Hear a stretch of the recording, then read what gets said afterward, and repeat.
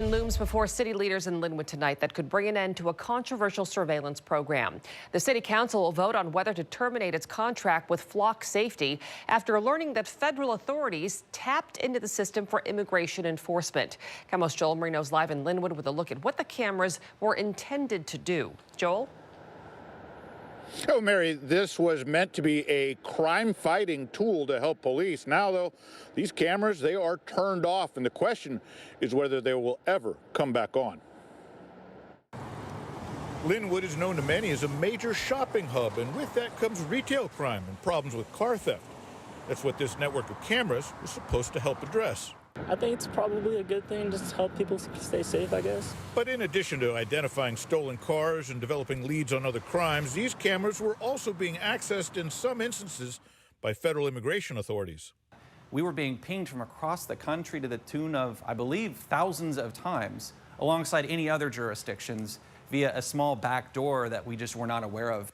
Lynnwood City Council member Nick Coelho says the council expressed privacy concerns before the program ever launched, but was assured repeatedly by Flock Safety, the vendor, that safeguards were in place.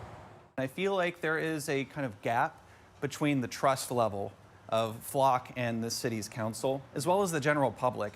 And I think that's really what we're trying to answer now. The camera program was paused at that point and has not been operating for months.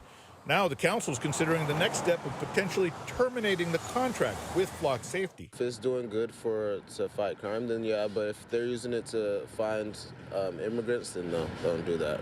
Others say they have no problem with the cameras, even if they are being accessed for immigration purposes. I don't think it's a bad thing that ICE is doing that, and I think that they should be able to follow through with everything that they're doing. Yeah, well, again, tonight, the council is considering ending this contract outright with this decision. It was certainly the direction that a lot of the members seem to be headed when they last took up this issue, and we will be tracking that vote as it happens. Mary? Well, Joel, if the city does end the contract early, are there any penalties involved?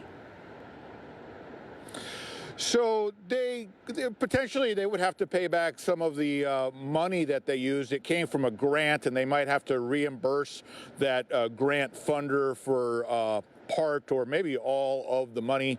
There's also the potential that it could be harder to get future grants because they breached contract on this one, if that's what they decide to do. But I was told that any consequences likely would be very minimal if they go forward with this termination vote.